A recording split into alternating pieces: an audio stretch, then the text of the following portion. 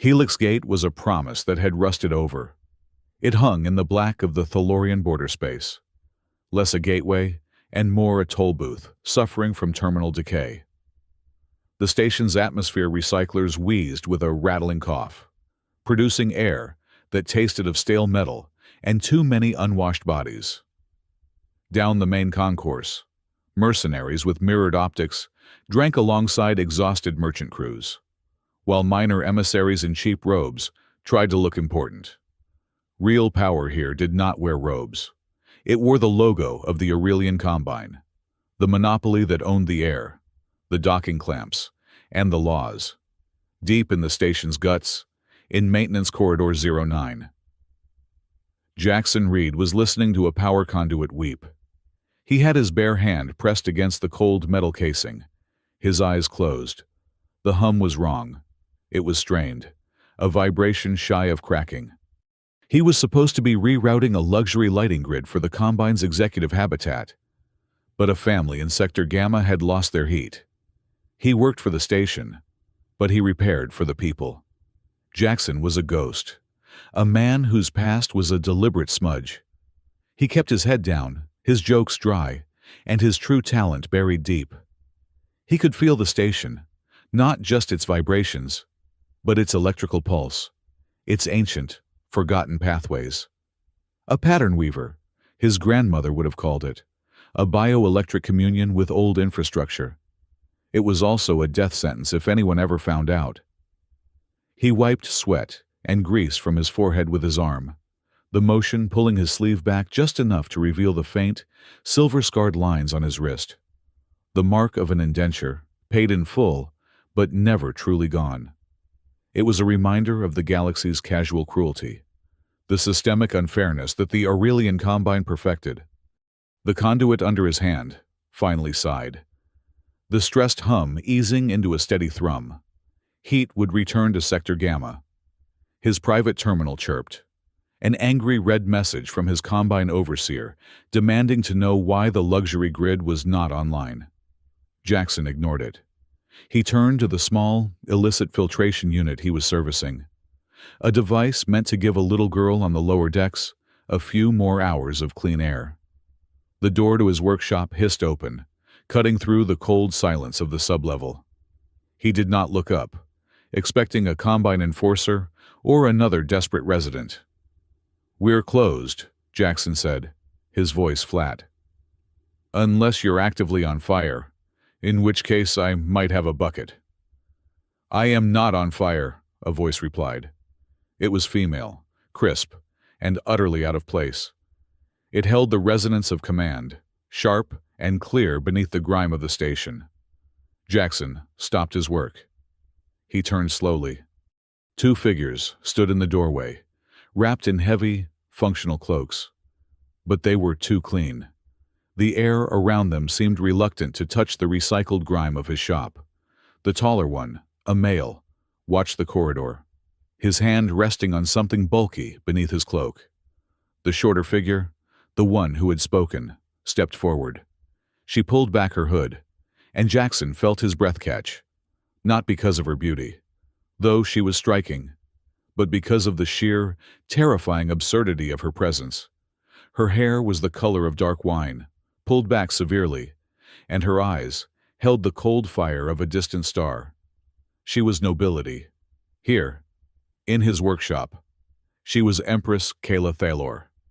Jackson knew the face from the public information screens, the ones the Combine used to broadcast imperial decrees. He had seen that face when the latest tax levies were announced. But the woman on the screens looked remote, armored in ceremony. The woman standing 3 feet away from him looked hunted. Kayla Thalor looked at him, her gaze assessing, calculating, and finally, desperate. She was not wearing the imperial signets, only the simple disguise of an attendant. "Mr. Jackson Reed," she said. It was not a question. "Empress," Jackson replied, his throat dry. He gave a short, awkward bow that was half mockery, half reflex. "My time is limited. Mr. Reed, my regency, under Archon Severin Tal, has invoked a marriage clause within the Articles of Succession, a clause I overlooked. Her voice was tight, controlled fury. I have 3 days, 72 hours. If I am not bound in a recognized union by the third sunrise, the throne defaults to the Archon. He has ensured no suitable candidate within the Empire can reach me. Jackson stared at her. He processed the words. 3 days. Archon Severin. Default. He understood political maneuvering. This was a polite execution. I see, Jackson said, turning back to his filtration unit. That sounds like a terrible week. I'm not sure why you're telling me. My expertise is pressurized pipes, not coups. Because you are here, Kayla said, stepping closer. The cold of the workshop did not seem to touch her. And you are suitable. Jackson froze. He slowly faced her again. Suitable. You are human, which satisfies the minimal xenobiological requirement for a recognized proxy union. You are unregistered with any major guild, unaffiliated with any noble house. You are, for all intents and purposes, invisible. Thanks, Jackson said dryly. Flattery will get you everywhere. Kayla ignored him. She removed her mask completely, the filtration unit in her hand dropping to her side. The air in his workshop was cold, metallic. Marry me, she said, and name your price. The silence that followed was absolute, broken only by the distant clanging of the station. Jackson looked at the Empress of the Thalorian Empire, at the fine tremor in her hands, at the exhaustion beneath her imperial mask. The price. He thought of his debt scar. He thought of the little girl in Gamma Sector. He let out a short, harsh breath. Does this offer come with a return policy? He asked, his voice rough. Or is this a final sale? Kayla did not blink. This is a binding dynastic contract. If we fail, I lose my freedom. If we succeed, you gain whatever you ask. Jackson almost laughed. He almost told her to get out. This was madness. This was the kind of trouble that did not just get a man killed. It got him erased. But before he could refuse, a sound split the air. It was not a loud explosion. It was a pressurized thwip from the corridor, the signature of a silenced kinetic accelerator. The male guard shouted, shoving Kayla toward Jackson as the wall beside the door dissolved into superheated slag. Assassins. Here. Jackson did not think. He did not duck. He reacted. His senses exploded outward, his mind screaming along the ancient pathways of the station, the pale network he never touched. He did not need a console. He was the console. He felt the ancient, pressurized cisterns of the fire suppression system, a system the Combine had mothballed decades ago because it was too expensive to maintain. He commanded it. A moment later, the workshop's ancient sealing nozzles burst, not with water, but with a thick, zero-atmosphere halon foam. It erupted instantly, a deafening roar of chemical spray. The explosion from the corridor was muffled, the energy charge dispersed by the dense fog. The acrid scent of ionized discharge and chemical retardant filled the air, choking and absolute. Shouts echoed from the hallway, panicked and confused. Jackson stood breathing heavily, the foam dripping from his hair. The guard was helping the Empress up. She was coughing, but unharmed. Kayla, however, was not looking at the doorway where the assassins had been. She was staring at Jackson. Her eyes were wide, not with fear, but with sharp, sudden realization. The suppression system had not activated automatically. There were no alarms. There was no switch near Jackson. She had been watching him. He had simply stood still, and the station had obeyed him. "What did you do?" she whispered. "I tripped the fire alarm," Jackson lied, his voice unsteady. His head was pounding from the sudden drain of power. "The fire alarms in this sector have been offline for 8 years. Kayla said, her voice soft and dangerous. You did something else. Something unusual. The guard was peering into the foam-filled corridor. They have retreated, Highness, but they will return. He knows I am here, Kayla murmured, her composure cracking for just a second. Severin, her regent. He would not just take her throne. He would bury her. She turned back to Jackson, the desperation replaced by hardened resolve. My offer stands, Mr. Reed. But the stakes have changed. This is no longer a simple transaction. It never was, Jackson said, wiping foam from his face. Archon Severin will not permit me to leave this station alive if I am unmarried, she explained, her voice rapid. But if I am wed, even to you, he cannot assassinate me without breaking the highest law. He would have to challenge the Union's legitimacy. And he will, Jackson stated. Yes, Kayla affirmed. He will summon the Magistrate Corps. Jackson felt a cold knot tighten in his stomach. The Magistrate Corps was not a person. It was an ancient, incorruptible artificial intelligence that served as the Empire's final legal authority. It judged truth, not law. It will come here, Kayla continued, to Helix Gate. It will conduct the verification. It will scan us. It will measure our neuroconcordance, our biochemical responses, our synchronized rhythms. It will determine if our marriage is authentic. And if we fail this. Authenticity test. If we fail, Kayla said, her eyes meeting his. I will be remanded to Severin's custody for dynastic protection, a prisoner for life. And you, Mr. Reed, will be convicted as a co-conspirator to imperial fraud. A crime punishable by summary execution. Jackson looked at the melted slag on his wall. He looked at the Imperial Empress standing in a puddle of firefighting foam. He was a dead man if he said no. He was a dead man if he said yes and failed. The assassins were Severin's. The station was the Combine's. He was trapped between two machines, one political, one corporate. He had one choice. He had to choose the machine that he could, perhaps, negotiate with. I accept, Jackson said. The guard looked relieved. Kayla only nodded, the tension easing slightly from her shoulders. Name your price, she repeated. Jackson thought of the money he owed. He thought of a small ship, a new life on a quiet moon. He thought of freedom.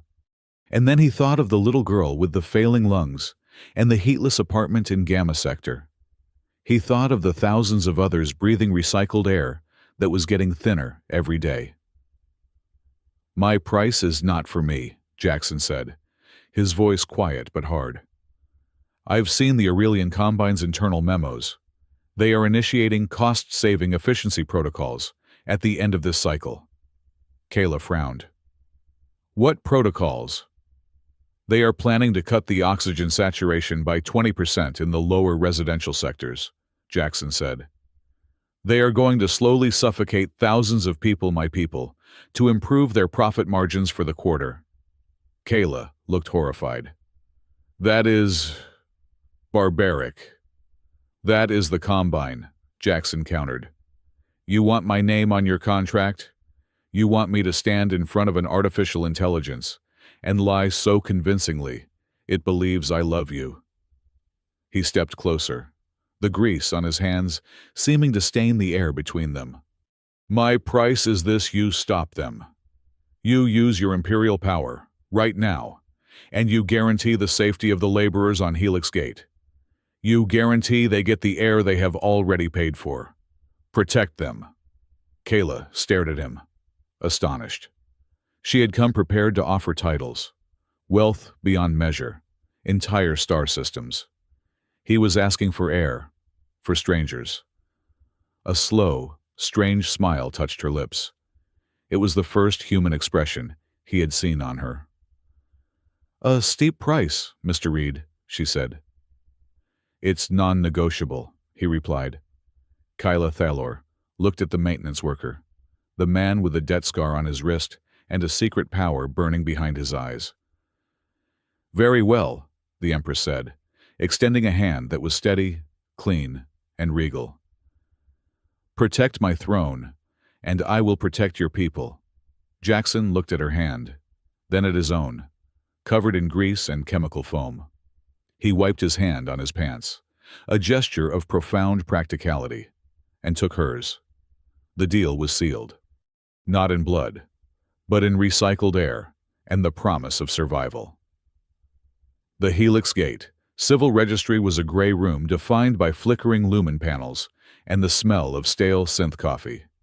It was located, appropriately, next to the station's waste reclamation center. A bored combine functionary, his face sagging with practiced apathy, slid a data slate across the scratched metal desk. "Sign here," he mumbled, not looking up. "And here, and the biometric authorization." Jackson Reed pressed his thumb to the slate. The light flashed green. He signed his name, a simple, blocky signature. Empress Kayla Thaler stood beside him, her royal guard, Tarn, a silent mountain of muscle at her back. She was still in her attendant's disguise, but she held herself as if the stained concrete floor was imperial marble. She signed her name, her true name, with a flourish that seemed to mock the shabby room.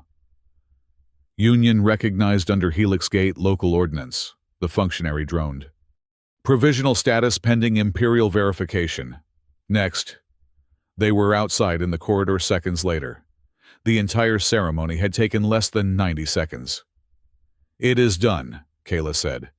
She sounded hollow. "It is filed," Jackson corrected. "It is not done. Now we wait for the judge." Tarn checked his chrono. "Highness, we must secure your residence. The Archon's assassins were sloppy. The next attempt will not be." "My workshop is shielded," Jackson said. "Already walking. It is not comfortable, but it is buried under 3 levels of old infrastructure. They cannot get a clean sensor lock." "That will not be necessary," Tarn said stiffly. "Her Highness has requisitioned suitable quarters." A Combine security drone whirred toward them and stopped, projecting a holographic key. "Habitat Sigma, executive level, courtesy of the Aurelian Combine, in recognition of our new Imperial associate." Jackson looked at the shimmering key. He looked at Kyla. "Associate. That is what they are calling me." "It is a formality," Kayla said, moving to follow the drone. Jackson did not move. "No," Kayla stopped. "No. I am not staying in an executive habitat," he said, his voice flat. Tarn stepped forward, his patience clearly gone. "Mr. Reed, this is not a request. The Empress's safety is absolute. Her safety is compromised the second she steps into a Combine habitat," Jackson shot back, turning on the large guard. "They own those rooms. They own the air, the walls, the power. You think they will not listen to every word we say. You think they will not pipe in sleeping gas the moment you close your eyes. You are walking her into a cage." Kayla held up a hand. Tarn fell silent, though his jaw was tight. "He is right," Kayla said. "The workshop is more secure. It is unknown territory to them." Jackson nodded. "Good. Now, about that habitat." He pointed at the floating key. "I do not want it, but the credit chit used to secure it. I want that." Kayla frowned. "You named your price. The air for your people. And you guaranteed it," Jackson said. "This is different. This is maintenance. While you were requisitioning luxury suites, I checked the manifests. The Combine is holding 3 high-capacity thermal coils and a scrubber matrix for the residential sectors. They are holding them for non-payment. I want your credit chit. I am going to buy those parts and install them." "You would reject housing in favor of spare parts?" she asked, truly confused. "I do not need a softer chair," Jackson said. "Sector Gamma needs to breathe. Your credit chit will cover the parts and the expedited release fee the Combine will charge. This is the work, Empress. This is what protecting people actually looks like. Kayla looked at him for a long moment, the thrum of the station filling the silence. Tarn, reroute the habitat funds to Mr. Reed's maintenance account, effective immediately. Jackson's workshop was exactly as he had left it, cold, cramped, and smelling of metal. Kayla sat on the only stool, her back perfectly straight, looking profoundly out of place. Tarn stood by the door, a living statue. Jackson, meanwhile, was working. He had a small, ancient device on his workbench, a device that was highly illegal. It was a coffee maker. He spooned dark, fragrant grounds into a filter. Real coffee, not the synthetic stimulant solution the Combine sold. This was contraband, bought from a merchant captain who owed him a favor. The smell of it, rich and earthy, began to fill the small space. He poured the black liquid into 2 metal cups and handed one to her. She sniffed it suspiciously. The aroma is complex, but it is inefficient. The stimulant delivery is inconsistent. That is the point, Jackson said, taking a long drink. The heat was a small miracle. It is not about efficiency. It is about the ritual. It reminds you that you are human, that you are alive. The Magistrate Corps is not just scanning for lies. It is scanning for life. You should try to remember what that is. Kayla took a small, hesitant sip. Her eyes widened slightly at the bitterness, then closed as the warmth spread. It is. Good.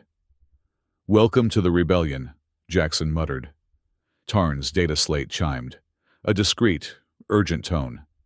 He read the display, and his face, already grim, tightened. Highness, he said, his voice low. Archon Severin Tal has formally petitioned the Magistrate Corps. He has cited grave concerns for imperial stability and evidence of coercion. He is moving faster than I anticipated, Kayla said, setting the cup down. There is more, Tarn said.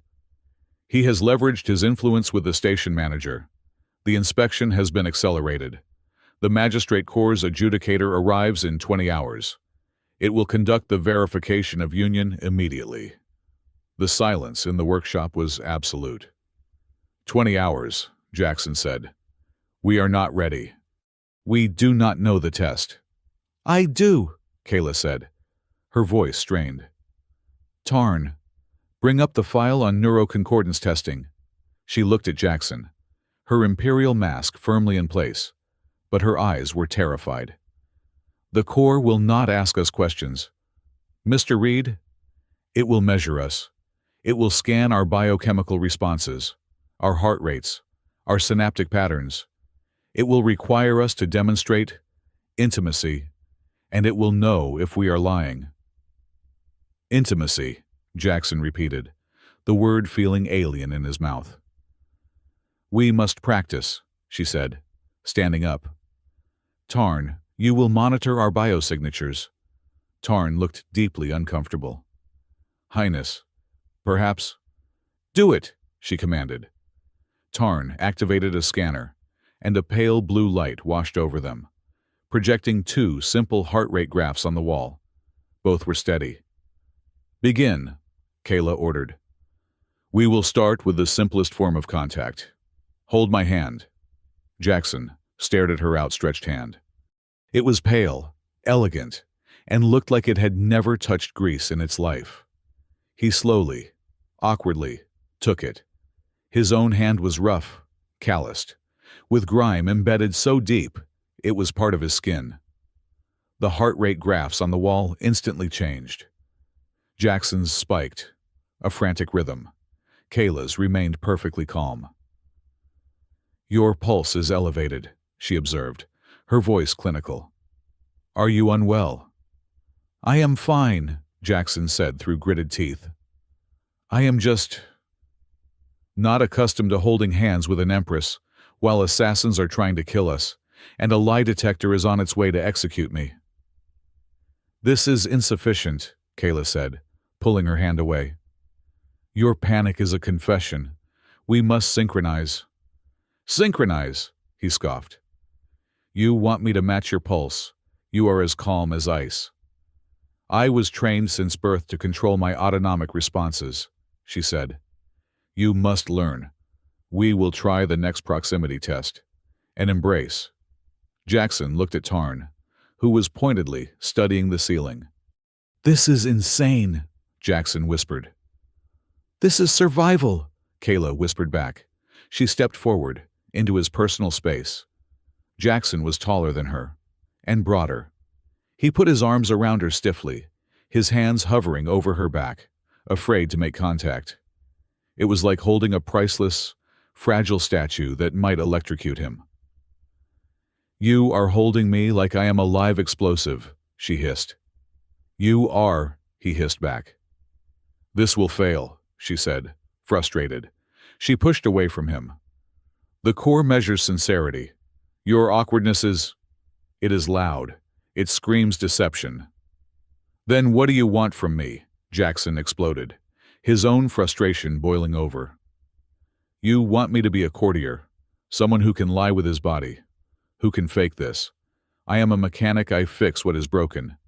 I cannot fake what is not there. Kayla stared at him, his words hanging in the cold air. She looked at his clenched fists, at the genuine, uncontrolled anger in his eyes. He was not a courtier. He was not a liar. He was profoundly, agonizingly honest. And in that moment, she understood. The core was not looking for a perfect, courtly love. It was looking for truth. Jackson's awkwardness, his discomfort, his blunt honesty. That was his truth. Then do not fake it, she said, her voice softening. Do not try to be a courtier. Be a mechanic. He frowned. What? She stepped forward again, this time closing the distance herself. She placed her hands on his chest, flat against his shirt. She did not embrace him. She just stood there. Do not try to perform, she whispered. Just be present. Be steady. Your heartbeat. It is strong. When you were fixing that conduit in Sector Gamma, you were calm. When you faced those assassins, you were calm. Be that. Jackson looked down at her. He could feel the warmth of her hands through his shirt. He took a slow breath, forcing himself to push past the panic. He thought of the station, of the hum of its engines, the slow pulse of its pale network. He let the rhythm of the machine settle his mind. He slowly, carefully, rested his arms on her shoulders. It was not a lover's embrace. It was an anchor. It was two people in a storm, holding on. Kayla closed her eyes, resting her forehead against his collarbone. She could feel his heartbeat. Thump, thump, thump. It was not calm, but it was not panicked anymore. It was solid. It was the rhythm of a man who did not run. On the wall, their two heart rates began to align, falling into a strange, shared cadence. Better, Tarn said, his voice hushed. Before they could process the moment, a new sound cut through the station. It was not a localized alarm. It was the station-wide emergency signal, a sound that had not been used in 8 years. A synthesized voice echoed through the concourse. Atmospheric failure in Sector Delta. Repeat. Atmospheric failure in Sector Delta. All residents, seek immediate shelter. Jackson and Kayla broke apart. The moment shattered. Delta, Jackson swore, running to his console. That is the merchant sector. There are 2,000 people there. Sabotage, Kayla said, her face pale. It has to be. Severin is manufacturing chaos. Jackson's console lit up with red warnings. It is the main thermal regulator loop. It is frozen. The scrubbers are offline. They are not just losing air. They are breathing toxins. Can you fix it from here? No, Jackson said, grabbing his toolkit. The controls are fried. Someone bypassed them locally. I have to go there. He sprinted for the door. Tarn, you stay with her. Lock this door. Do not open it for anyone. I am coming with you, Kayla said, right behind him. No, you are not. It is dangerous. You think Severin is doing this to inconvenience merchants? She shot back, her voice ringing with imperial authority. He is doing this to frame me, to show that my presence brings chaos. If I hide while people are suffocating, I prove him right. I am coming. Jackson did not have time to argue. Fine, stay behind me. They ran through the station, pushing through panicked crowds. The rumors were already spreading, twisting the truth. It is the Empress. She brought this curse. The Combine was fine until she got here. She married a pipe fixer. What did you expect? They reached the sub-level junction for Sector Delta. The air was already thin, burning Jackson's lungs. The massive regulator unit was covered in thick, unnatural frost. The control panel was melted slag. It is a targeted sabotage, Jackson said, assessing the damage. I cannot use the controls. Then what do we do? Kayla demanded, coughing. We need to bypass it, Jackson said. But the bypass is manual, and it is frozen solid. He pointed to a massive lever, encased in ice. I cannot get enough torque. He knew he could not with his hands. But the station could. Stand back, he ordered, and do not watch. What are you going to do? Percussive maintenance, he said, using the lie again. He turned to the regulator. He placed his bare hands on the frozen metal. He ignored Kayla and Tarn staring at his back. He closed his eyes and listened. The machine was in pain. The pale network beneath the Combine's cheap infrastructure was screaming, its pathways choked with ice. Jackson pushed his consciousness into the metal. He did not force it. He persuaded it. He spoke to the ancient circuits, not with words, but with pure intent. He became the current. He ordered the ice to crack, the mechanisms to move, the energy to flow. He felt the metal groan under his palms. It was not just cold. It was an energy burn that seared his skin. He felt the pulse of the machine as it fought against the sabotage. With a final, agonizing surge of will, he forced the internal valves open. The regulator roared to life. The ice covering it cracked and shattered, falling to the floor. The heavy thrum of the atmospheric scrubbers kicked in, the air pressure beginning to stabilize. Jackson fell back against the wall, breathing heavily, his hands raw and red. Kayla was staring at him, her face a mask of awe and suspicion. She had seen the frost retreat from his touch before the machine activated. She had seen the impossible. That was... she started. I know this station, Jackson panted, clutching his hands. Just a lucky guess. He knew she did not believe him, but they did not have time. They returned to the workshop hours later, exhausted and covered in grime. The inspection was in the morning. The air in Sector Delta was stable, but the damage to Kayla's reputation was done. Jackson slumped into his chair and was asleep in seconds. The adrenaline drain total. Kayla watched him. He was a paradox. A simple mechanic who could command impossible things. A man who refused a palace but would risk his life for strangers. The workshop was cold. The station's ambient heat barely reached this sublevel. Jackson shivered in his sleep. His burned hands curled on his lap. Kayla looked at the environmental controls on the wall. They were ancient, finicky. She walked over to them. She, who had commanded fleets, spent the next 10 minutes meticulously adjusting the thermal output, diverting heat from a main corridor, balancing the pressure, until the temperature in the small workshop rose by 2 degrees. It was a small, precise, and deeply personal act of calibration. Jackson woke hours later to a warmth that was almost comfortable. He saw Kayla sitting on the stool, watching the door, a power cell in her hand.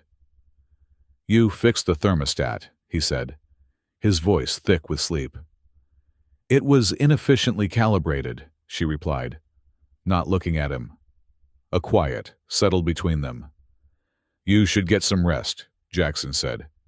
You look afraid. Kayla stiffened. I am an Empress of the Thalorian Empire. I do not feel fear. Jackson gave a dry, tired laugh. Right. You just came to a rusted station to marry a stranger because you were bored. Kayla was silent for a long time. She stared at the bulkhead, at a spot of rust that looked like a dying galaxy. The void does not frighten me, she said, her voice barely a whisper. Outer space. It is predictable. It is honest. But Severin's dynastic protection. A visible shudder ran through her. It is a prison made of silk and polite smiles, a room with no windows, where they medicate you until you are manageable, until you forget your own name. I am not afraid of dying, Jackson. I am afraid of the dark they keep in those court cells. Jackson had no answer for that. The door chimed. It was Tarn. Highness, the rumors are spreading faster than the truth. The whole station knows. They are calling you the pipe fixer's Empress. Kayla winced, the word striking her like a physical blow. This is a disaster. How can I rule when I am a joke? Jackson stood up, walking over to the small sink to run cold water over his hands. He looked at his reflection in the polished metal, then at hers. It is fine, he said. It is not fine, she retorted. It is humiliating. Jackson turned to face her, his eyes steady, his voice cutting through her panic. For the first time, she felt something other than fear. It was a strange, unfamiliar pulse. It might have been hope. Its adjudicator was not a person. It was a tall, slender construct of polished silver and blue light, moving with a silence that was more terrifying than any footstep. It did not speak to the station manager, who was bowing so low his forehead nearly touched his knees. It simply glided into the executive conference room the Combine had prepared, and the room became its territory. The lights shifted to a cold, analytical blue. The air scrubbers kicked into high gear, purging the room of any scent. Jackson and Kayla were brought in separately.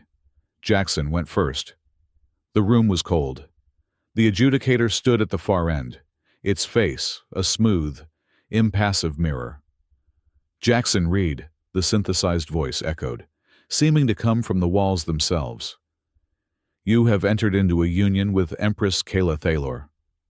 I have, Jackson said. His voice was steady, but his heart hammered against his ribs. This core will determine the authenticity of that union. Deception will be detected. Deception carries a penalty of capital dissolution. Place your hands on the contact plates. 2 circles lit up on the metal table in front of him. Jackson placed his palms flat. A cold shock jolted through him as microsensors, thousands of them, read his pulse, his galvanic skin response, his neural static. We will begin with micro-memory verification, the voice stated. What was the Empress's first verbal communication to you upon her arrival at Helix Gate? Jackson's mind flashed back. The cold, the smell of his workshop, the 2 cloaked figures. She said, I am not on fire. A pause. Correct. What is the precise color of her eyes? Described in common Terran standard.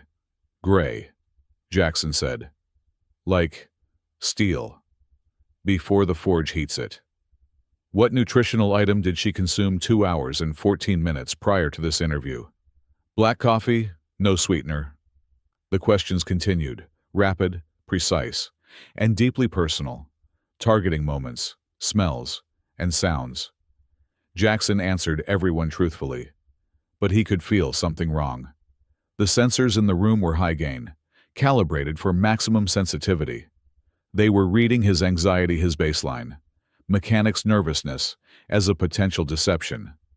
He could feel the electrical noise in the room, the hum of the power lines, the thrum of the adjudicator's internal processor. It was all feeding into the sensors, creating static, creating false positives. The adjudicator tilted its head. Your biochemical markers indicate extreme stress, anomalous for truthful responses. Your anxiety is masking your intent. This was the trap. He was telling the truth, but his body was failing the test. Jackson closed his eyes. He was not a courtier. He was a mechanic. He could not lie better, but he could fix the room. He did not hack the magistrate corps. That was impossible, and it was a death sentence. He just listened. He listened to the room's power grid, the hum of the pale network running beneath the combine's floor plates. He felt the high-gain sensors, felt their frantic, over-caffeinated buzz. He gently reached out with his mind. With the pattern weaver ability he kept so tightly leashed, he did not issue a command. He issued a correction. He pushed a grounding frequency into the room's power lines, calming the frantic hum. He subtly harmonized the air scrubber's frequency, turning its whine into white noise that masked the jitter of his own nerves. He was not blocking the sensors. He was tuning them, cleaning the signal, reducing the static. He was, in the most literal sense, adjusting the room's calibration. The adjudicator paused. Continue. What is the primary emotional motivator you observe in her? Jackson took a breath. The air felt cleaner. Fear, he said. Not of dying, of being caged. The adjudicator's mirrored face reflected his own. Biochemical markers are now within acceptable parameters for truthful testimony. You will wait outside. Kayla went next. She walked into the cold, blue room with her head held high, a queen entering her court. Empress Kayla Thaler, the voice said. You have entered into a union with Jackson Reed, a laborer, an indentured human. He is a citizen of the Empire, Kayla said, her voice like ice. Your dynasty is built on purity, tradition, and strategic alliance. This union is none of those. Explain your motive. Kayla had rehearsed 1,000 political answers. She had planned to speak of interspecies goodwill, of bridging class divides. But looking at the cold, silver construct, she knew none of those lies would work. The Corps did not want political maneuvering. It wanted the truth she had admitted to Jackson in the dark. I was trapped, Kayla said, her voice quiet, stripped of its imperial command. The law was a weapon pointed at my head. I was given 3 days to live, or to be imprisoned. I chose to live. And you chose him, the Corps stated. A random element. Why? Kayla thought of the workshop. The smell of real coffee. The way he had faced down assassins with a blast of foam. The way he had risked his life for strangers in the regulator bay. Because he does not lie, she said. Because he is not a courtier, or a prince, or a politician. He is a mechanic. He sees what is broken, and he fixes it. He does not care about propriety. He cares about function. My empire. It is broken. I require a partner who understands that. The adjudicator was still. Your responses are logged. Call in Jackson Reed. We will begin the final phase. The neuroconcordance verification. Jackson re-entered the room. The adjudicator gestured to the center of the floor. You will stand face to face, it commanded. This core will deploy a biosensor field. You will be instructed to initiate a formal embrace. We will measure your synaptic alignment, your cardiovascular synchronization, and your galvanic response harmony. The field is active. Initiate contact. Jackson looked at Kayla. This was it. The moment their fabricated, desperate union had to look, feel, and measure as real. Her eyes were wide, the terror she hid from everyone else now visible to him. He remembered their practice. He remembered her hands on his chest, his hands on her shoulders. Be the anchor. He stepped forward. He did not reach for her in passion. He reached for her in solidarity. He placed his hands on her shoulders, and she taking a shaky breath, placed her hands on his chest. "Closer," the core commanded. Jackson gently pulled her forward. Kayla let out a small, quiet breath and, closing her eyes, rested her forehead against his collarbone, just as she had in the workshop. Jackson wrapped his arms around her, holding her steady. It was not the embrace of lovers. It was the embrace of survivors. He focused. He did not think about the silver adjudicator, or the sensors, or the execution order. He focused on the woman he was holding. He felt the frantic pulse of her heart against his chest. He concentrated on his own breathing, slowing it down, finding the deep, steady rhythm of the station's engines. He did not try to fake love. He tried to offer her calm. He tried to be the steady bulkhead in her storm. Kayla felt his heartbeat. Thump, thump, thump. It was slow, strong, and real. She was terrified, but the solid wall of his chest, the steady rhythm beneath her ear, was the only real thing in the room. She held on to him, and she focused on that rhythm, letting her own panicked heart match his.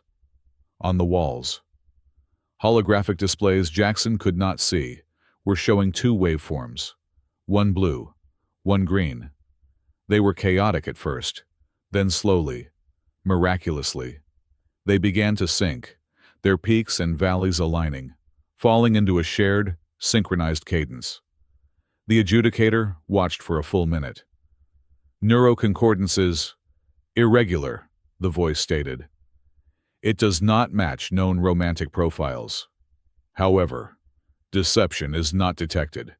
The synchronization of cardiac and galvanic rhythms is profound.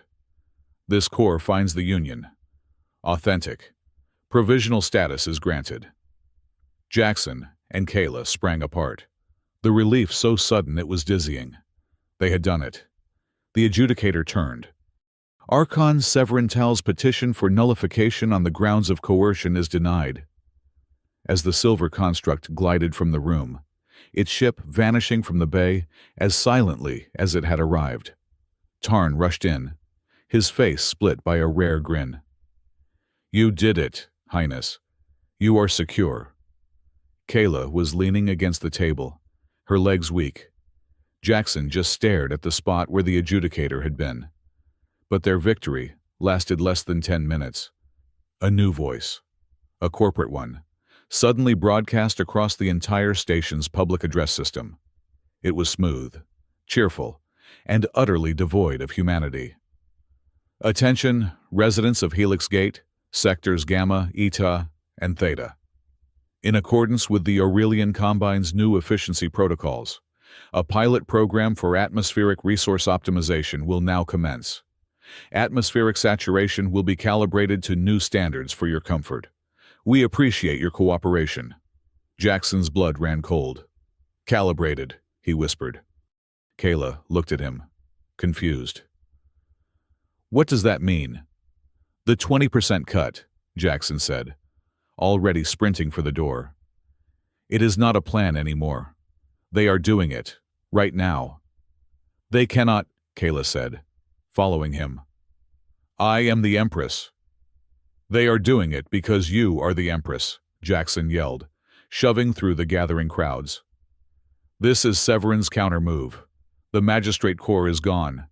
He is inciting a riot by suffocating the lower sectors, and he will blame it on you, on your royal expenditures." They reached the main concourse. It was already chaos. People were coughing, clutching their throats. The air was thin, tasting of burnt metal.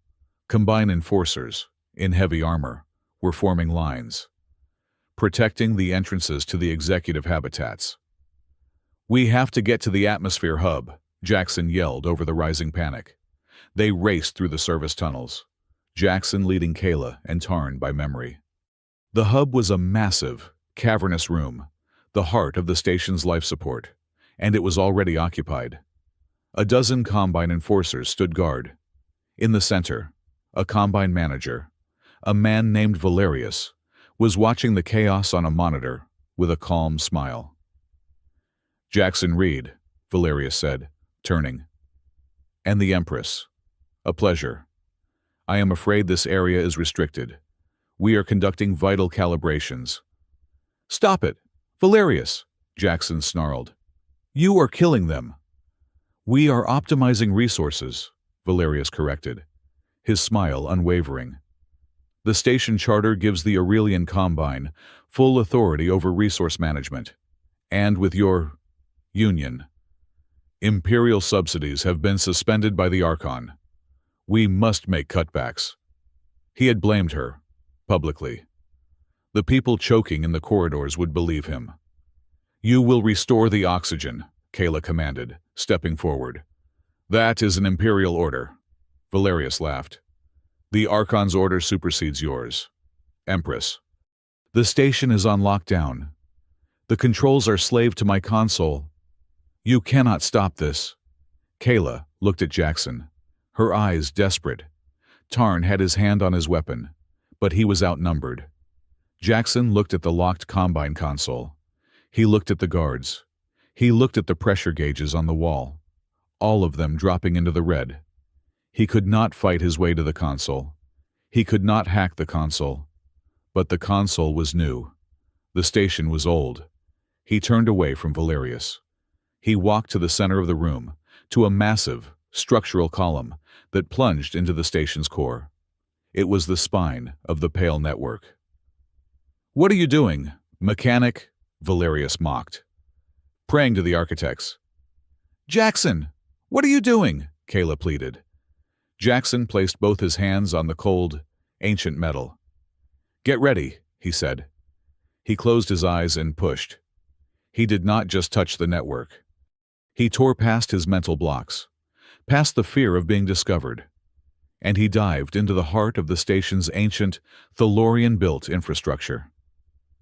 It was a universe of dormant code, of pathways the Combine had paved over but never erased. He felt the original, primary regulators, the ones that predated the Combine by 500 years. Valerius was watching his console. The saturation is dropping to 70%. Beautiful efficiency. Jackson found the master valves. He found the emergency reserves. He found the Imperial override code that Severin did not know existed. A code linked directly to the station's original charter. And he issued a command. Kayla watched it happen. The lights in the hub did not just flicker. They bent. A low, powerful thrum filled the air, a sound so deep it vibrated in her bones. Valerius's smile vanished. What is that? The manager stammered. On the main wall, the massive, analog pressure gauges, the ones that were supposed to be locked, suddenly slammed into the green, one after another. They bypassed the Combine's controls. The entire room shuddered as tons of pure, rich oxygen were released from the emergency reserves, flooding the lower sectors. Valerius stared at his console. It was flashing a single, terrifying message. Imperial Override Founders Charter activated. Stop! Valerius shouted, pounding on his dead controls. Stop that! Jackson fell to his knees, a thin line of blood trickling from his nose. The mental strain was agonizing. Kayla rushed to him, catching him before he hit the floor. The enforcers, confused by the warring orders, did not move. Kayla looked down at Jackson, who was breathing heavily, his eyes closed. She looked at the terrified Combine manager and his useless console. She had just seen something impossible. This man, this mechanic, had commanded the station's very soul. He had not hacked a computer. He had, as she watched, become an emperor, an underground emperor of steel and light. The respect she felt for him was now mixed with a terrifying, profound awe. Back in the workshop, Jackson was recovering, sipping water. The Combine enforcers had retreated, their authority broken by a power they could not understand. The air was stable. Tarn entered, his face grim. Highness, the news is mixed. The Magistrate Corps' ruling is binding. Your marriage is provisionally recognized. But Kayla asked. But Archon Severin has already moved. He has convened a council of grievance. He has formally petitioned the High Inheritance to convene a full parliamentary session to review your fitness to rule. He is arguing that while the marriage is technically legal, your actions, and those of your human consort, have proven you are unstable and a threat to the Empire. He is moving the fight off the station, Kayla realized. Away from Jackson's influence. Worse, Highness, Tarn said. The rumors are twisting. Severin's agents are not denying what happened at the hub. They are amplifying it. They are saying your human pet can control infrastructure, that he is a witch, a rogue element who has taken over Helix Gate by force. Jackson leaned his head back against the wall. He had saved them, only to give Severin a new weapon fear. Kayla sat down across from him, the silence stretching between them. She watched him, this man of impossible contradictions. Finally, she reached into a hidden pocket in her tunic and removed a small, clear crystal. It was teardrop-shaped and perfectly transparent. "What is that?" Jackson asked, his voice hoarse. "A bond prism," Kayla said. "In my culture, it is a token of profound trust. It is given to someone who has proven their loyalty beyond doubt. Usually in matters of life and death, it is said to resonate with the holder's intent. It usually glows a simple white." She held it out to him. "You saved thousands of lives. You saved me. Twice. I offer this to you." Jackson looked at the crystal, then at his hand, still stained with grease and a smudge of his own blood. He slowly reached out and took it. The moment his skin touched the crystal, it exploded with light. It was not white. It was a deep, brilliant, impossible blue-green, the color of a planet's oceans seen from orbit. It pulsed with a soft, steady light, a rhythm that Jackson recognized instantly. It was the rhythm of the Pale Network, the rhythm of the station's heart. Kayla gasped, her hand flying to her mouth. "That color, it is a myth, the Viridian resonance. It is the sign of a true alignment. It means the bond is not just with a person, but with the foundation of the law itself." Jackson just stared at the light glowing in his palm. He was a mechanic. He was a pattern weaver. And he was, apparently, aligned with the foundation of imperial law. He closed his fist around the prism. He looked at Kayla. "Severin is moving the fight to a parliament," Jackson said, his voice hard. "He thinks he is fighting a mechanic. He thinks he can beat us with laws." He stood up, the light of the prism glowing between his fingers. "Fine," Jackson said. "Tarn, get me a secure line. I know some people, a few old guard lawyers, loyal to the old charter. It is time we stopped patching leaks. It is time we started rewriting the blueprints." The legal strategy session in the workshop died in an instant. It was not a sound that stopped them, but a smell. Jackson Reed was the first to notice it. He had been arguing with one of Kayla's off-station legalists, a stiff-necked woman on a secure hololink, about the precedent of the Founder's Charter. He paused, his head tilted, sniffing the air coming from the small ventilation grill. It was wrong. The station's air always tasted of recycled metal and filtration agents. This was something else. A sharp, acidic tang, like burnt chlorine and ionized copper. "Jackson," Kayla asked, noticing the change in his expression. He ignored her, moving to his private console, the one tied into the station's deep diagnostics. Tarn, sensing the sudden tension, moved to the door. "What is it?" Kayla pressed, standing up. Jackson's face went pale. He tapped at the console, his fingers flying. "The mix," he whispered. "The atmospheric mix is wrong." He brought up the readouts. They were flashing red, but not in a state of alarm. They were flashing green, indicating optimal calibrated status. But the numbers were a lie.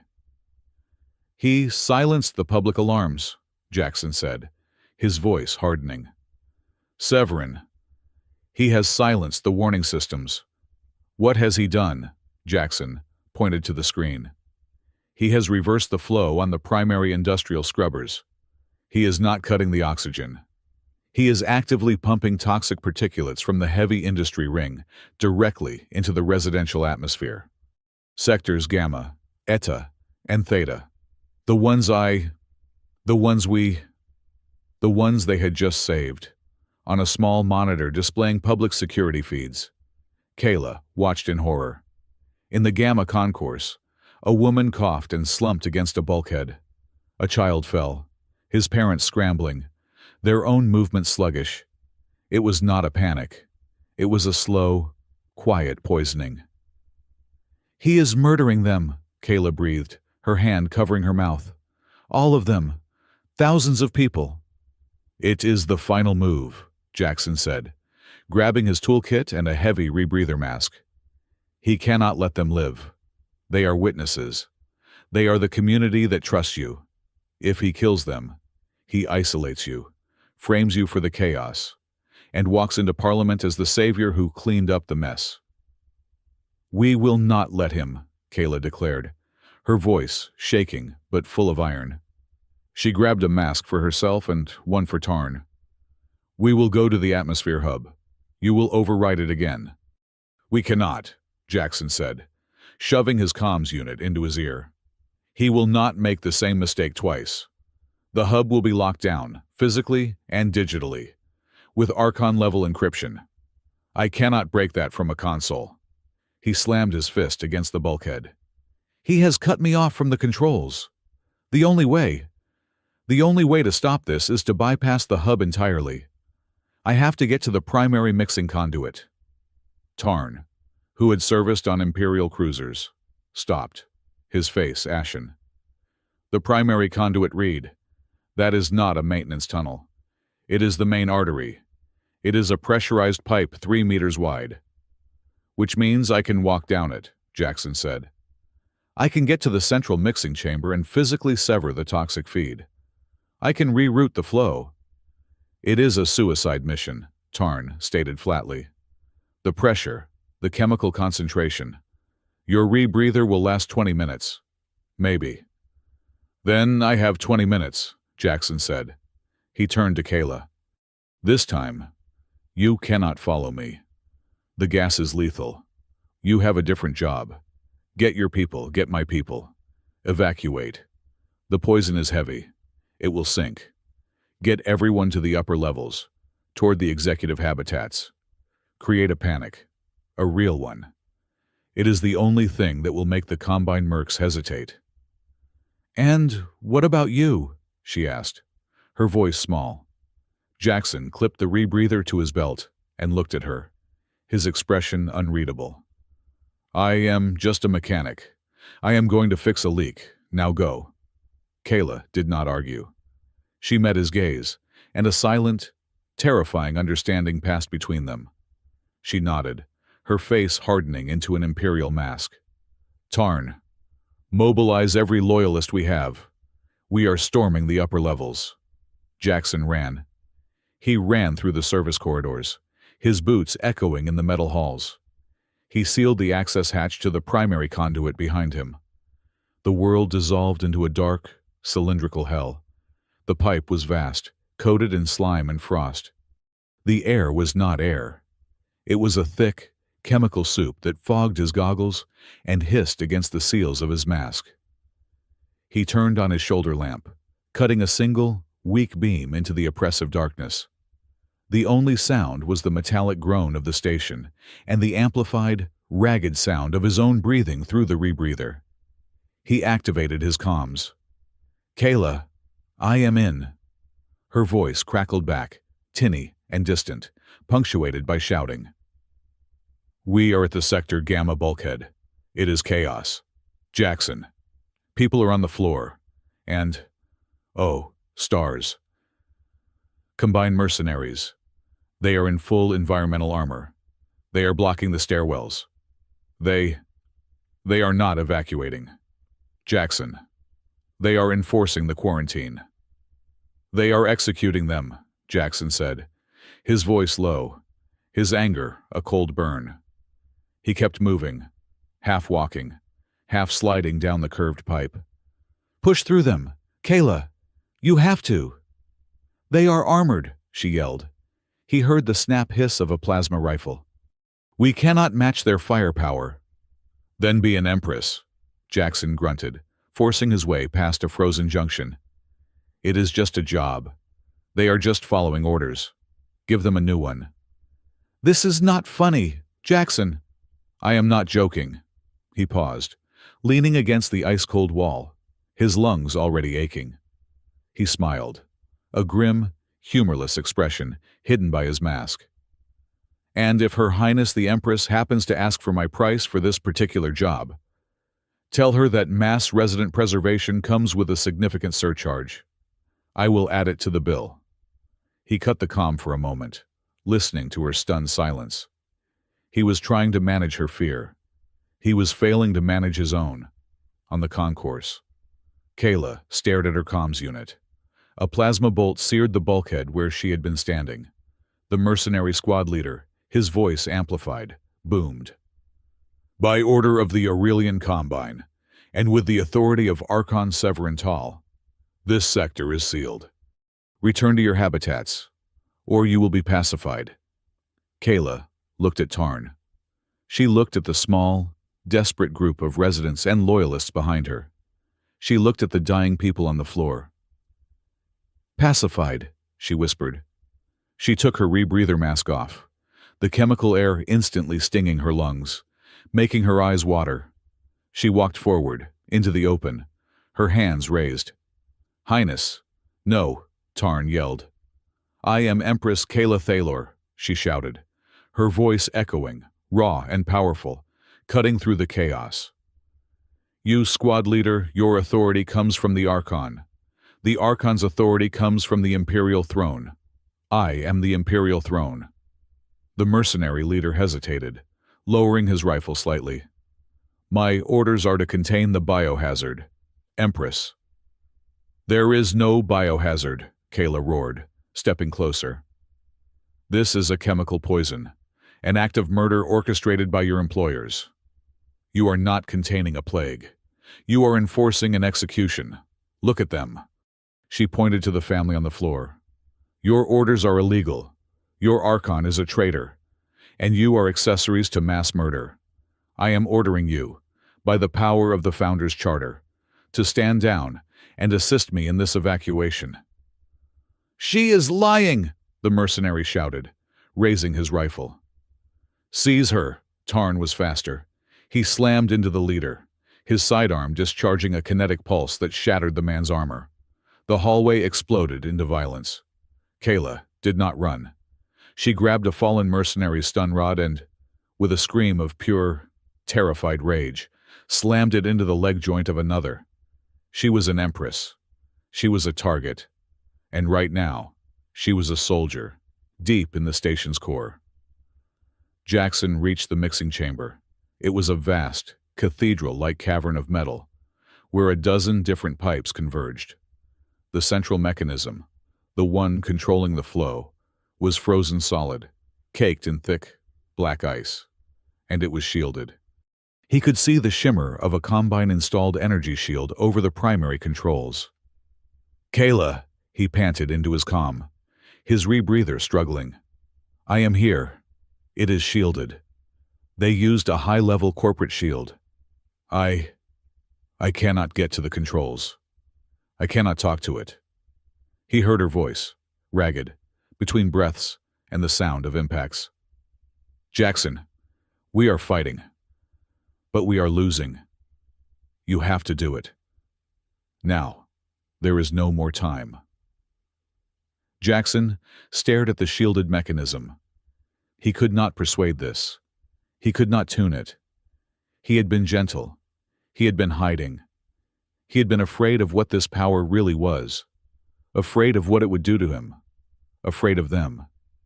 He was done being afraid. He pressed his comm. Kayla, Get your people clear of the mercs. Now." "What, Jackson? What are you—" "Do it!" he roared.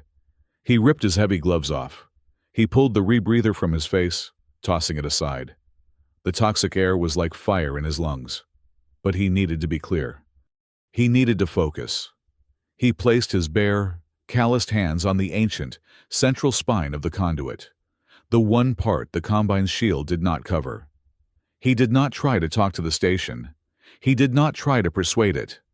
He plunged his consciousness into the pale network, past the Combine's cheap hacks, past the modern encryption, and into the station's primordial, foundational code. He tore through the firewalls with his mind. Kayla, watching from the concourse, screamed. Jackson's entire body seized. Under the grease and grime on his arms, faint lines of blue-green light, the same color as the bond prism, suddenly blazed into existence. They were not just on his skin. They were under it, tracing his veins, then forming intricate, ancient patterns, glyphs of power that crawled up his arms, over his shoulders, and onto his neck. His back arched, and he let out a sound that was not a word, but a raw, synthesized command. He became the station. He felt everything. The panic in the corridors, the heat of the plasma fire, Kayla's heart, pounding. He felt the cold, malignant code of Severan's sabotage, a spider's web of malice. With a single surge of pure, focused will, he ripped that web apart. He did not just fix the mix. He took everything. In the concourse, the Combine mercenaries' rifles suddenly went dead. The lights in their helmets shut off. Their environmental suits deflated, and the toxic air flooded their masks. They began to choke. The massive bulkhead doors behind the mercenaries slammed shut, sealing them off. The bulkhead doors in front of Kayla and the civilians hissed open, and from the vents above, a flood of pure, clean oxygen roared into the hallway, clearing the poison in seconds. Kayla and her people stared, breathing deep, wonderful drafts of clean air.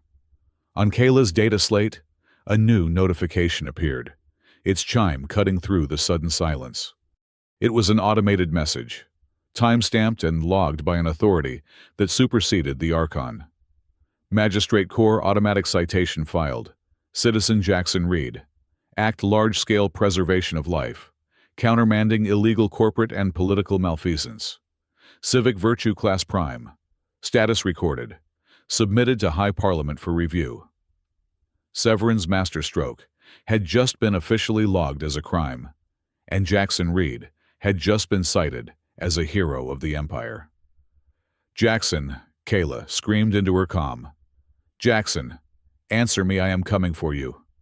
She ran, Tarn at her side, leaving the trapped, choking mercenaries behind. She ran to the primary conduit access hatch, tore it open, and plunged into the darkness. She found him slumped at the base of the central spine. He was unconscious. The glowing glyphs under his skin had faded, leaving behind angry red welts. His hands, where they had touched the metal, were blackened and smoking, not from heat, but from a deep, cryogenic burn. The energy transfer had froze his nerves. He was shaking violently, his body caught in a massive neural overload. "He is dying," Tarn said, checking his pulse. "No," Kayla said. She, the Empress, knee-deep in chemical sludge, grabbed Jackson under his arms. "He is not. Help me." Together, they dragged him from the conduit, from the darkness, back into the light of the service corridor. Kayla tore open her own medical kit, injecting him with a broad-spectrum nerve stabilizer. They emerged onto the main concourse, dragging the unconscious mechanic. The air was clear. The residents, saved, were emerging from their hiding places. They saw the open escape routes.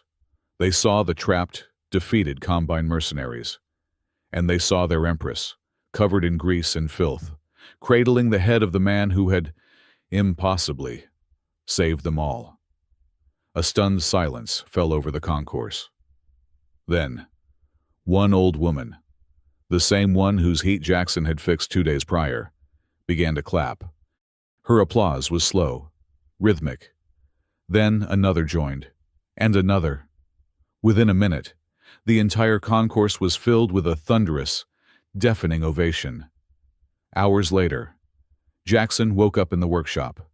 His hands were heavily bandaged. The pain was a dull, heavy throb. Kayla was sitting by his cot.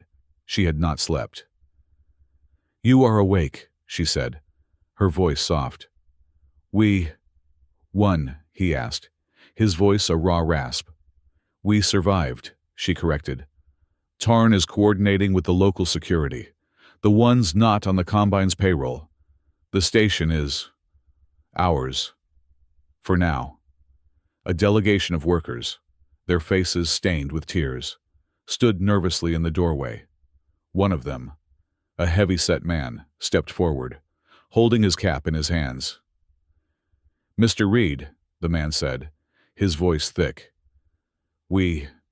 They said you were the cause of this. They told us to hate you. But you fixed it. You saved us." Jackson looked at his bandaged, useless hands. He tried to sit up, and Kayla helped him. He looked at the workers, at the hope and fear in their eyes. We do not ask them for permission to breathe," Jackson said, his voice quiet but carrying. "They broke the pipes. We fixed them. We fixed them so everyone can breathe. That is the only law that matters." The words hit the crowd like a shockwave. It was a declaration. It was their new charter. Tarn entered, his face grim but satisfied. "Highness, the Combine's local leadership is locked in their habitat. The Magistrate Corps' citation has been broadcast station-wide. Archon Severin's office is silent. He cannot justify this. He cannot send more assassins. He cannot use violence without admitting to the entire Empire that he attempted mass murder." Kayla stood up, looking at the comms console, at the blinking light of the High Parliament summons. "He has lost the station," she said. "He has lost the battle of force. He has no choice. He has to fight us on his chosen ground." Jackson looked at her. "The Parliament. The Crystal Spire." "Yes," Kayla said. "He is forced to fight us with laws. He thinks we are beaten. He thinks you are just a broken mechanic." Jackson looked at his hands, then at the bond prism on the table, still glowing its soft, defiant blue-green. "He is wrong," Jackson said. The Crystal Spire was a shard of impossible light, a tower that pierced the central void of the imperial capital. It was a place built from ancient, living crystal and solidified law. Unlike the grafted, groaning metal of Helix Gate, the spire was silent. Its air was ancient, pure, and cold. Jackson Reed felt utterly alien. He stood in the great parliamentary hall, a vast dome of crystal that refracted the light of a nearby star into dazzling, painful spectrums. His hands, still wrapped in clean white bandages from the cryogenic burns, felt clumsy and blunt. He was wearing a simple, dark tunic, the best Kayla's attendants could find, but he felt like a grease stain on a sheet of pure white silk. Empress Kayla Thalor stood beside him. She was no longer the desperate woman in an attendant's cloak, nor the grime-covered warrior from the conduits. She was resplendent. She wore the deep blue and silver robes of the Thalorian dynasty, her hair bound in intricate coils of state. She looked every inch the Empress, her face a mask of cold, perfect composure. Only Jackson, standing close enough to feel the minute tremor in her hand, could see the terror beneath. Opposite them, on a raised dais, sat Archon Severin Tal. He looked immaculate, his silver robes conveying piety and sorrow. He appeared to be a man burdened by duty, forced to do the unthinkable. His eyes, when they met Jackson's, were filled with a cold, triumphant hatred. The hall was filled with the Empire's nobility lords and ladies in fabrics that shimmered, their faces masks of polite curiosity that barely hid their disdain. In a small, designated public gallery, A delegation of workers from Helix Gate sat, looking small and terrified, clutching their work caps. In the center of the hall, on a platform of black obsidian, stood the magistrate corps. The silver adjudicator, impassive and silent, surveyed the room. Its synthesized voice cut through the silence. This parliamentary session is convened by petition of Archon Severin Tal to review the fitness of Empress Kayla Thalor and the validity of her union under the Founders' Compact. The magistrate corps will preside. Archon Tal, you will present your evidence. Severin rose, his movements fluid and practiced. Honored corps, members of the Parliament, it is with a heavy heart that I must do this. The Empress, my niece, is a jewel, but she has faltered. Under extreme duress, she has fallen prey to a dangerous, coercive element.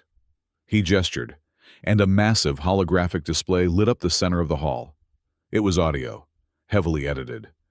Kayla's voice, desperate, from the workshop. Marry me. Name your price. Then, Jackson's voice, replying to her, my price is this. You guarantee. You protect them. The audio was sliced, rearranged. It sounded less like a negotiation and more like extortion. It sounded like Jackson, a terrorist, was demanding control of the station's resources in exchange for the Empress's safety. You hear this, Severin said, his voice ringing with false sadness. A transaction, a human mechanic, a man with a sealed indenture record, holding our Empress hostage. He demanded control of the station's life support, and when she acquiesced, he sabotaged it anyway, blaming the very corporation that keeps Helix Gate alive. He has coerced her, manipulated her, and now stands beside her, aspiring to the throne itself. This is not a marriage. It is a corporate takeover, orchestrated by a single, ambitious terrorist. A murmur of outrage swept through the nobles. Jackson felt his face burn. He had been played. Empress Kayla, the magistrate corps said, its voice flat. You will respond to the charge of coercion and a fabricated union. Kayla stepped forward. Her hand was no longer trembling. She was perfectly still. Archon Severin is correct on one point, she said, her voice clear and carrying to every corner of the dome. It was a transaction. He, himself, made it so. She turned to the stunned Parliament. The Archon invoked an arcane law that gave me 3 days to marry or be imprisoned. He sealed the borders. He ensured no suitable candidate could reach me. He turned my life and my throne into a commodity with an expiration date. I did not have the luxury of courtship. Archon, you know this. You engineered it. Severin's polite smile faltered. I found myself on Helix Gate, Kayla continued, hunted by assassins in your employ. I was cornered. So, yes, I offered a political contract. It is a practice as old as this empire, a union for mutual survival. It is entirely legal. But it is not authentic, Severin shot back. The Corps itself said the union was irregular. It must be based on truth. It is, Kayla said. The Archon misunderstands authenticity. He thinks it is a feeling one starts with. He is wrong. Authenticity is not a feeling. It is a choice. It is proven not in words, but in actions. She turned to Jackson, and for a moment, she was not speaking to the court. She was speaking only to him. It is proven when your partner risks his life, not once, but twice, to save thousands of people he does not know. It is proven when he faces down assassins to protect you. It is proven when he plunges his own hands into a toxic conduit and suffers cryogenic burns to restore the air you are breathing. She held up her hand, and an attendant brought forward a cushion. On it sat the bond prism, glowing with its impossible, verdant, blue-green light. The Archon speaks of our laws, Kayla declared. Let him speak of this one. The bond prism. It is given in matters of life and death, as a symbol of ultimate trust. It resonates with the truth of that bond. It has not glowed with the viridian resonance, the color of the Founder's Charter itself, in 500 years. It does now. That is my proof. That is the truth. Let the Archon dispute that. The court was silent. The nobles were staring, whispering. The glowing prism was a legend. Severin sneered. A parlor trick. A bauble. A piece of ancient superstition. The core does not deal in magic. It deals in data. This bond is a lie. The magistrate core turned its mirrored head. The Archon's challenge is logical. The prism's resonance is a historical artifact, not a legal precedent. The core's previous test was provisional and conducted under duress. The test of neuroconcordance will be repeated. Now, before this body, to verify the authenticity of the bond. A wave of shock went through the hall. A public test. It was unheard of. This was Severin's trap. He knew the pressure, the sterile environment, the hostile eyes, would make it impossible. 2 medical attendants rolled a diagnostic scanner into the center of the hall. You will stand on the platform, the core commanded. You will initiate the contact. We will display the data for the Parliament. Kayla looked at Jackson, her eyes wide with a new, fresh panic. It was one thing in a cold room, under threat. It was another here, in the cold light of judgment, with the throne of the Empire at stake. Jackson stepped onto the platform. He looked at the hostile faces of the nobility. He looked at Severin, who was smiling, knowing they would fail. He looked at the silver adjudicator. Then he looked at Kayla. She was an Empress. She was terrified. She was the only person in the galaxy who had seen him for what he was and had not run. She had trusted him. She had stood by him. She had plunged into a toxic pipe to drag his unconscious body to safety. He was not a mechanic. He was not a hero. He was just a man who had been sleepwalking through a gray, empty life, fixing pipes for ghosts. And this woman had woken him up. This woman had given him a reason. He did not care about the Parliament. He did not care about the test. Kayla stepped onto the platform, her movements stiff. She was preparing to act. Jackson held up his bandaged hands. Do not act, he said, his voice so quiet, only she could hear it. Just be here. He stepped toward her. He did not embrace her as a courtier would, or as a husband in a play. He embraced her as a man who had been drowning in the cold, black void of his own life and had just found his only anchor. He wrapped his arms around her, burying his face in her hair, and held her. He held her with all the strength, all the desperation, and all the profound, agonizing gratitude of a man who had found his one, single reason to live. He was not performing. He was not faking. He was, in that single, profound moment, completely and totally honest. Kayla froze. She felt the truth of it, the raw, unshielded emotion coming from him. It was not practiced. It was not awkward. It was overwhelming. All her fear, all her imperial training, shattered. She clutched him back, her hands gripping his tunic, holding on as if he were the only solid thing in the universe. In the center of the hall, the holographic display of their biosignatures exploded. It was not a calm, synchronized wave. It was a supernova. Their heart rates, their synaptic patterns, their galvanic responses. They did not just align. They fused, spiking into a massive, unified wave of pure, incandescent light that surged off the top of the graph. The entire Parliament gasped.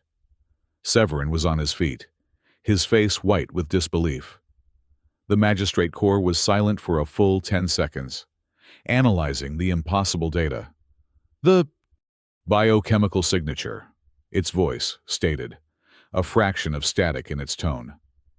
It does not match deception. It exceeds all known parameters for a staged union.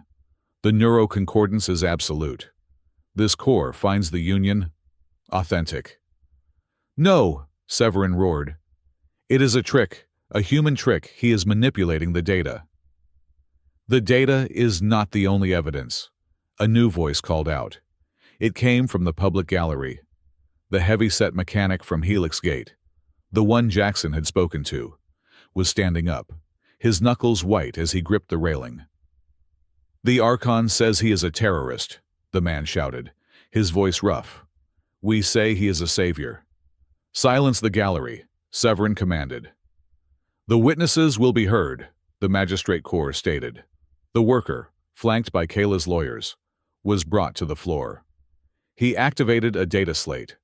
A new hologram appeared, security footage from Helix Gate. The Parliament watched in horrified silence. They saw the concourse fill with toxic gas. They saw the Combine mercenaries in full armor, pacifying the crowd. They saw Jackson, alone, running into the darkness of the primary conduit. The Archon says Jackson Reed is ambitious, the worker said, his voice shaking with fury. I say he is a man of honor. He did not ask our politics. He did not ask for payment. He went into that pipe, knowing it would kill him, to save us. He did it because it was broken, and his job is to fix what is broken. That is the human way. That is the ethics of a mechanic. The other workers were shouting their agreement. He saved us, and why? Kayla's lawyer cut in, her voice sharp as glass. Was the station broken? We have the financial records. A direct transfer, 2 days before the sabotage, from Archon Severin Tal's private holding company to a shell corporation owned by the Aurelian Combine. The cost-saving measure was a lie. It was mass murder, paid for by the Archon, designed to destabilize the Empress's claim. The hall erupted. Severin was trapped. The proof was absolute. The nobles were recoiling from him, as if he were diseased. Severin Tal, his face a mask of pale fury, looked at the core, at the Parliament, and at Jackson. He had lost. This is a farce, he whispered, his voice shaking. A mechanic and a child have stolen my empire. He tapped a hidden control on his wrist. The law has failed. Order must be restored. Inquisitors secure the Empress. Execute the human by my authority, as regent. From shadowed alcoves in the spire, 8 figures emerged. They were not guards. They were silent, black-armored constructs, their faces blank, red optics glowing. Inquisitor executors. Severin's personal, fanatical death squad, loyal only to him. They raised their energy lances. The nobility screamed, diving for cover. Tarn shoved Kayla behind him, firing his sidearm to no effect. Jackson did not move. He stood beside Kayla, watching the executors advance. The spire was in chaos. He closed his eyes. He did not feel panic. He felt annoyed. This was just another broken machine. The crystal spire was ancient.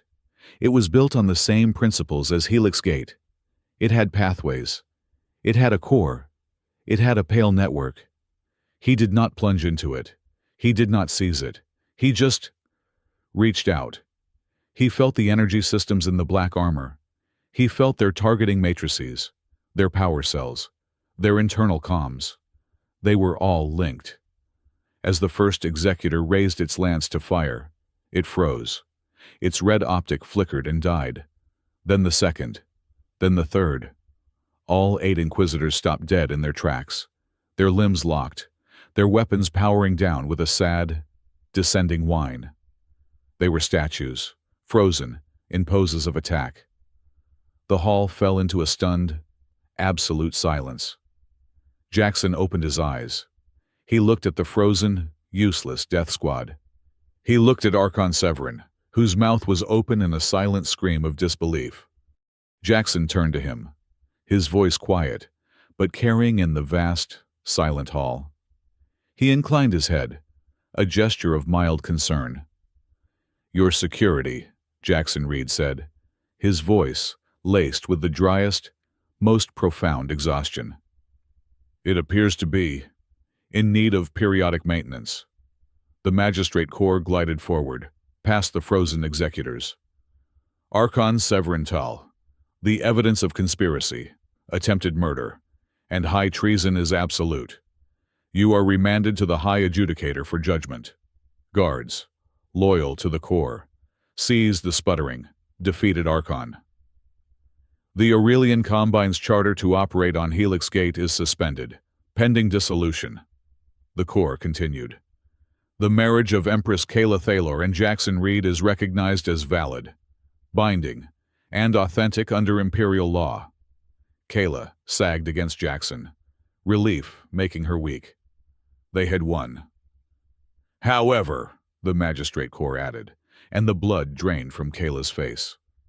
"However," it repeated, "the Archon's challenge was twofold. The marriage is valid, but the inheritance of the Imperial throne is a separate matter. The Founders' Compact is specific regarding the line of succession. The Archon's legal challenge to the bloodline has merit." Severin, being dragged away, stopped. A slow, terrifying smile spread across his face. He began to laugh, a high, thin sound. "You hear that, mechanic?" he shrieked, his voice cracking. "You won her. You can keep the human pet, but you cannot win the throne. The throne still requires pure blood. The law is the law. You have lost. Empress, you have lost." The magistrate corps turned to Kayla.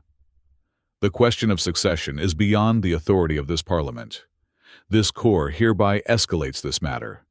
A supreme adjudication will be convened in 2 days to determine the future of the Imperial line." Jackson and Kayla stood alone in the center of the hall. They were married, they were vindicated, and they were about to lose everything. The return to Helix Gate was nothing like their arrival. The station's concourse was clean. The Combine enforcers were gone, replaced by a hastily assembled local militia loyal to the new station council. The air was crisp, the filtration systems working at 100% capacity for the first time in memory. As Jackson and Kayla stepped off the Imperial shuttle, a cheer erupted. It was not the polite applause of the spire. It was a raw, thunderous roar from thousands of mechanics, merchants, and workers, their faces streaked with tears of relief. They were chanting one word: "Jackson, Jackson, Jackson." Jackson froze, his bandaged hands instinctively curling. He hated the noise. He hated the attention. He was a man who lived in the shadows and silence of the sublevels. Kayla, seeing his panic, gently touched his arm. "They are not cheering a hero," she whispered, her voice for him alone. "They are cheering the man who fixed the air. To them, it is the same thing." A meeting was convened in the old Combine Executive Suite, now repurposed as the Helix Gate Citizens Council chamber. The heavy-set mechanic Jackson had spoken to, a man named Gregor, sat at the head of the table. "Empress," Gregor said, his voice rough with emotion. "And, consort, we do not have words. You have given us our lives back." Kayla inclined her head, the picture of imperial grace. "The throne thanks you for your courage. As recompense for the suffering inflicted by the Aurelian Combine and the traitor Archon, the Imperial Treasury will compensate every family in the lower sectors. A full cycle's pay, and all medical debts will be erased." The council gasped. It was a fortune. But Jackson, who had been standing silently in the corner, stepped forward. The cheering had stopped, but the room was still focused on him. "No," Jackson said. "Kayla, Gregor," and the entire council turned to stare at him. "Jackson, this is a standard," Kayla began, confused. "It is charity," Jackson said, his voice quiet but cutting. He held up his heavily bandaged hands. And charity is just another form of control. It is what they give you right before they raise the price of air again. He looked at Gregor. We do not need a bonus. We need a contract. We do not need a medal. We need a blueprint. He walked to the head of the table. My price, our price, is a new charter for this station, a citizens' maintenance charter. It will be drafted by us, the mechanics, and signed by you, the Empress. It will guarantee atmospheric standards, not as a privilege, but as a right. It will establish transparent, citizen-led oversight of all life support systems. It will make cost-saving at the expense of human life an act of treason. That is the only compensation we will accept. Gregor stared at him, stunned. Then a slow, wide grin spread across his face. A contract, he boomed. By the stars. He wants an invoice. A mechanic to the last. Kayla looked at Jackson, at the unyielding, practical, brilliant man before her. He was not rejecting her. He was teaching her how to rule. The throne accepts these terms, Kayla said, her voice filled with a new, profound respect. Draw up your charter. I will sign it. The victory felt good, but it was hollow. That night, the workshop was silent. The faint thrum of the station, now healthy and strong, was the only sound. The summons for the supreme adjudication sat on the console, glowing a menacing red. 2 days. Kayla was pacing, her imperial robes discarded, back in a simple, functional tunic. They will take it all away, she said, her voice stripped of all its command. We won the battle, but Severin was right. We are about to lose the war. The law is clear. The imperial line is absolute. We will fight them, Jackson said, cleaning a diagnostic tool with his less injured hand. How? She demanded, turning on him. With what your magic? They are not testing the air. Jackson, they are testing my blood, and it is not enough. Not anymore. I am the last of my line, and I married. You, a human. They will rule me unfit. She slumped onto the stool, her face in her hands. Do you know what they do? When a ruler is deemed unfit but cannot be executed, they do not imprison you. It is Regency control. Severin's faction will be appointed to guide me. I will be a prisoner in my own palace, a smiling puppet for the rest of my life. The dark room I told you about. It is waiting for me. Jackson stopped his work. He walked over to her, standing in front of her. He waited until she looked up, her eyes red. Then I will go with you, he said. She stared, uncomprehending. What? To the capital. To that palace. If they make you a puppet, they will need a place to store your husband. I will go, too. You would do that, she whispered. You would leave Helix Gate. You would live in a cage with me. I will not leave you, he said, his voice absolute. But not yet. We have a charter to write. We have to secure this station. We have to finish the job. He touched her shoulder, a brief, clumsy gesture with his bandaged hand. We fix this. Then we go face them. Together. For the next day, they worked. While Kayla and Gregor's team hammered out the legal language of the new charter, Jackson sequestered himself in the workshop. He needed to understand the power that had almost killed him. He sat on the floor, his legs crossed, in his lap. The bond prism glowed its soft, steady blue-green. He closed his eyes and reached out, not to the station, but to the prism. He tried to feel its pulse, the one that matched the pale network.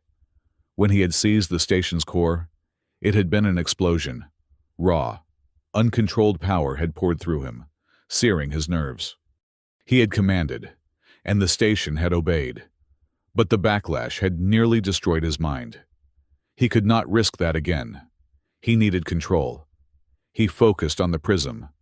He let his mind touch the network, just a light, hesitant brush. He felt the vast, cold, ancient consciousness of the station, a sea of silent code. His immediate instinct was to push, to order. The prism in his lap suddenly flared, turning a hot, angry white.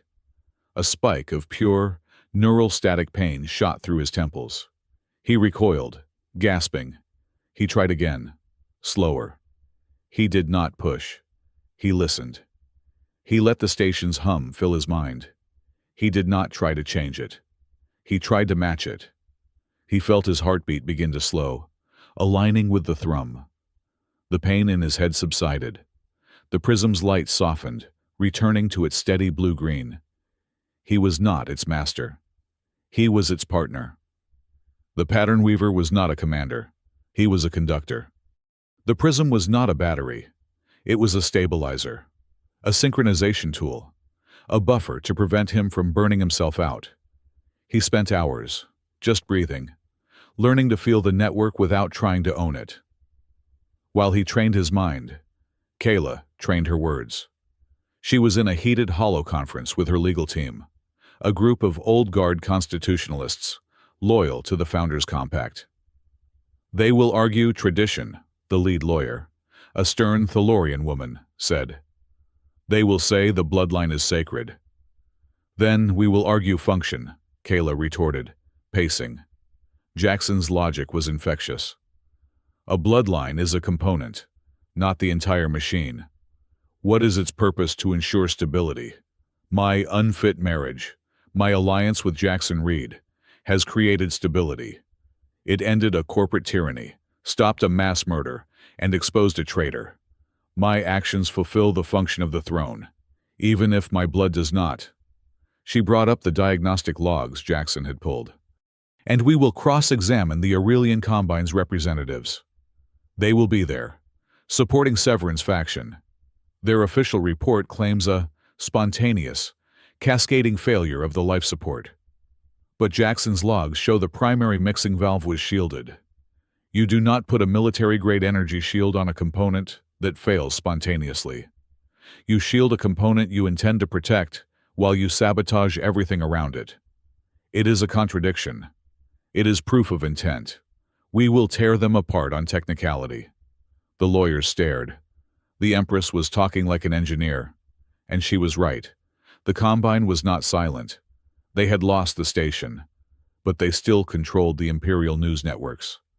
A new media campaign flooded the data streams, aimed at the high-born nobles who would be watching the adjudication.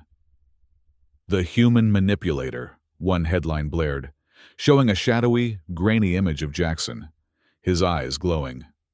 Rogue element controls the Empress, read another. Unpure blood taints the throne. How a mechanic's ambition doomed an empire. Tarn brought the reports to Kayla, his face dark with anger.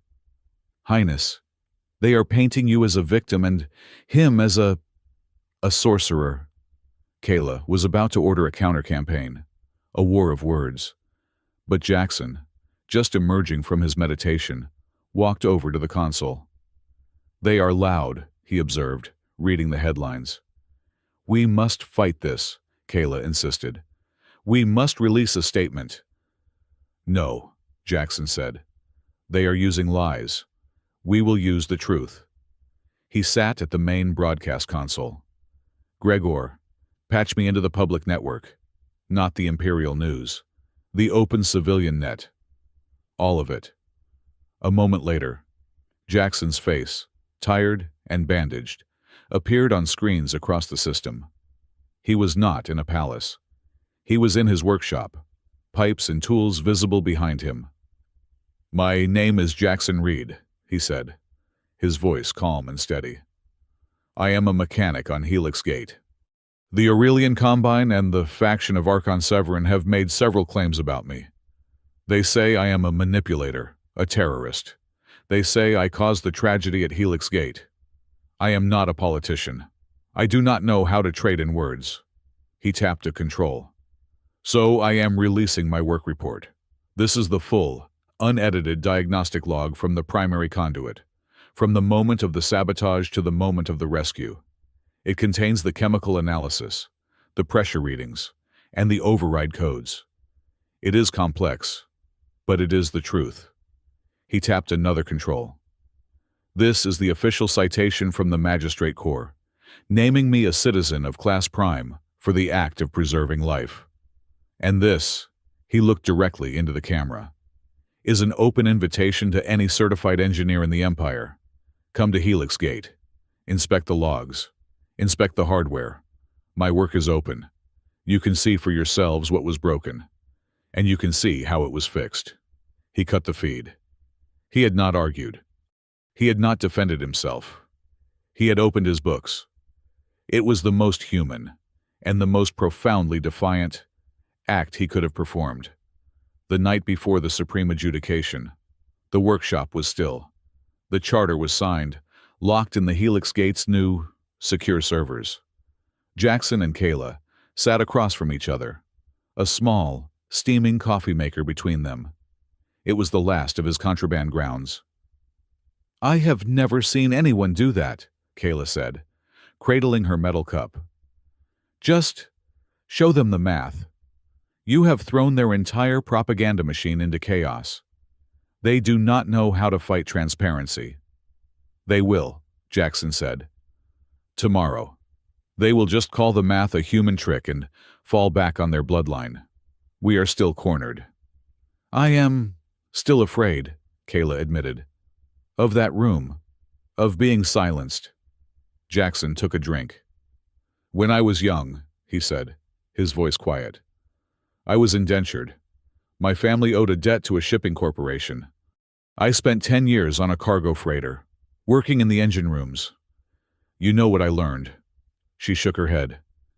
"That the universe does not care about your blood," he said. "It does not care about your title, or your debts, or your fears. It only cares about pressure, temperature, and torque.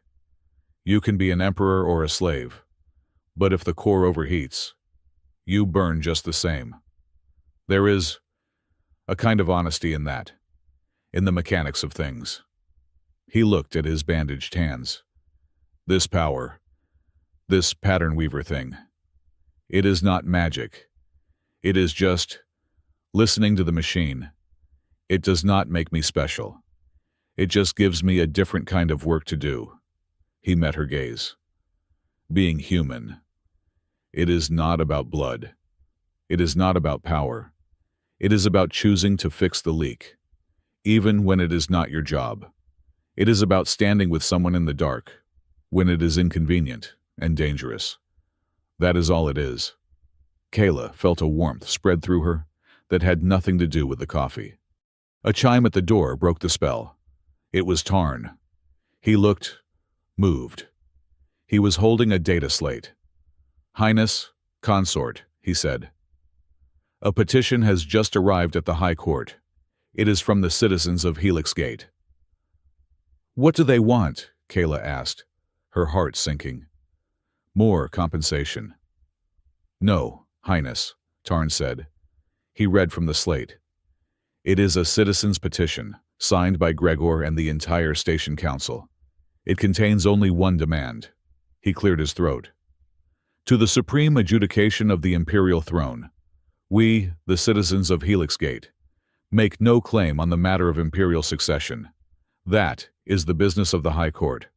We make only one demand, for the safety of our lives and the good of the public. Regardless of who sits on the throne, regardless of what happens to the Empress or her consort, we demand that the mechanic Jackson Reed, Citizen Class Prime, be granted permanent, independent, and binding authority over the life support systems of this station. He is the only one we trust to keep the air on." Jackson just stared, speechless. They trusted him. Not his title. Not his power. They trusted his work. Kayla looked at him, and her eyes were shining. "They do not care who wears the crown," she whispered. "They care who fixes the pipes." Her resolve hardened. She knew what she had to do. She walked to a small, sealed imperial case that had been brought from her ship. She opened it and removed a small, heavy object. It was a cylinder of dark, polished metal, carved with the oldest imperial seals. "Jackson Reed," she said, her voice formal. He stood up, confused. "Tomorrow, they will try to silence me," she said. "They will cite the Bloodline Act and claim my words have no authority. They may try to detain me before I can even speak. But they have already recognized you as a citizen of Class Prime. They cannot, legally, silence a witness of that stature." She pressed the heavy seal into his bandaged hand. "This is a seal of Imperial proxy. It grants you limited, emergency authority to speak on my behalf, as my sworn technical and legal representative. If they gag me, if they remove me, you will be my voice. You will present our case. You will show them the math." Jackson looked at the heavy seal in his scarred, burnt hand. He looked at the Empress, his wife, who was placing the fate of her entire empire in his ability to read a diagnostic. He closed his fist around it. "I will," he said. "I will." The Hall of Supreme Adjudication was not the Crystal Spire. It was older, deeper, and carved from the obsidian bedrock of the capital world. There was no light here save for the cold, analytical glow of the magistrate corps and the floating data slates of the tribunal. 3 high adjudicators, ancient Thalorians whose faces were hidden by masks of judgment, sat enthroned, silent. This was not a parliament. It was a legal execution. Jackson Reed stood beside Kayla. His hands were bandaged, the Imperial proxy seal heavy in his pocket.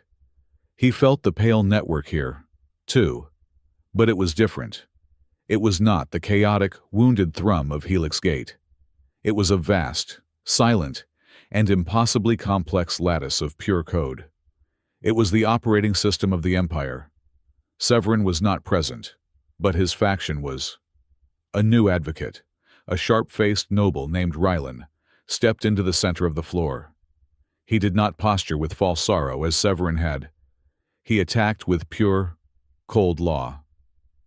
"High adjudicators, honored corps," Rylan began, his voice amplified by the room. "The crimes of the former Archon are separate from this matter. We are here to discuss the fundamental law of imperial succession. The Founders' Compact is clear. The throne must pass to a recognized heir of the Thalorian line. The Purity Act of the 4th Millennium clarifies this. The line must remain undiluted." He gestured to Kyla, his expression one of clinical disdain. "The Empress, in an act of understandable panic, has contracted a union with a human." He said the word human, as if it were a disease. "A laborer, a former indentured servant. We do not dispute her bravery.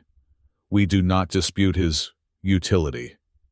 This, directed at Jackson, was a calculated insult. "We dispute the legality of the succession," Rylan continued. "Her actions, however well-intentioned, have rendered her bloodline null. She has broken the covenant.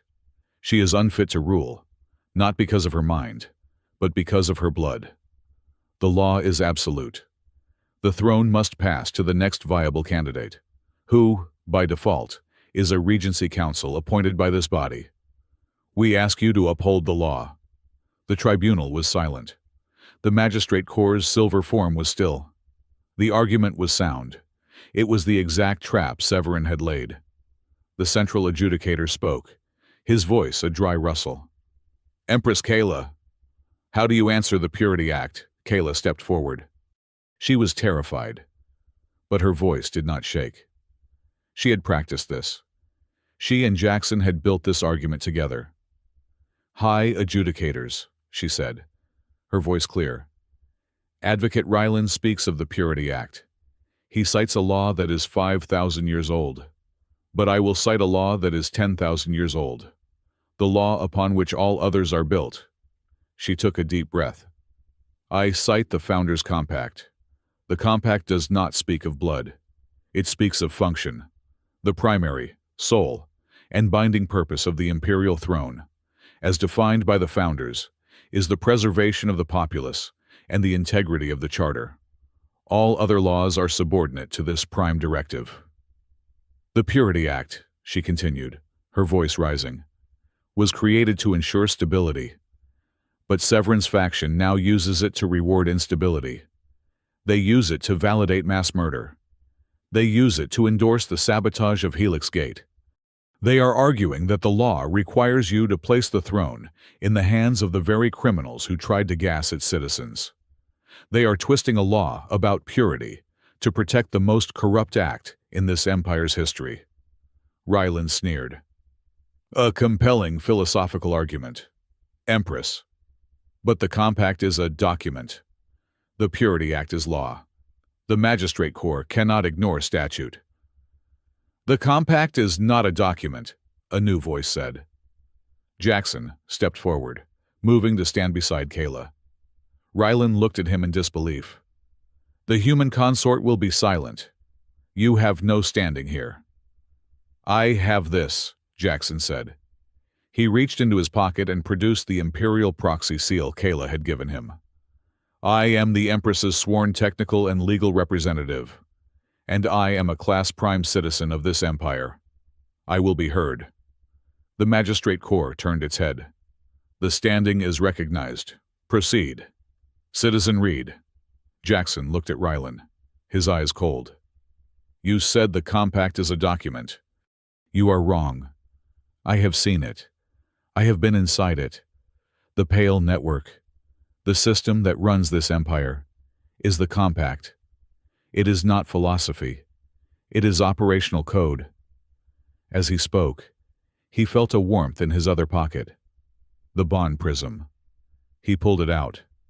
It was glowing, pulsing with its deep, radiant blue-green light, brighter than it had ever been. You speak of trinkets, Jackson said, holding it high. This prism resonates with the truth of the Founders' Charter, and it is resonating now. A light show, Ryland scoffed. This is absurd. It is detecting an anomaly, the Magistrate Corps stated, its voice suddenly sharp. There is an unauthorized energy signature in this room. Citizen Reed, you are the source. The prism's light, which had been soft, suddenly lanced out, a focused beam of blue-green energy that struck Jackson not in the chest, but on his left wrist, on the bandages. Jackson cried out, not in pain, but in shock. A searing, cold energy shot up his arm. It was the pattern weaver power, but it was not the chaotic agony of the conduit. It was clean. It was precise. It was a key turning in a lock.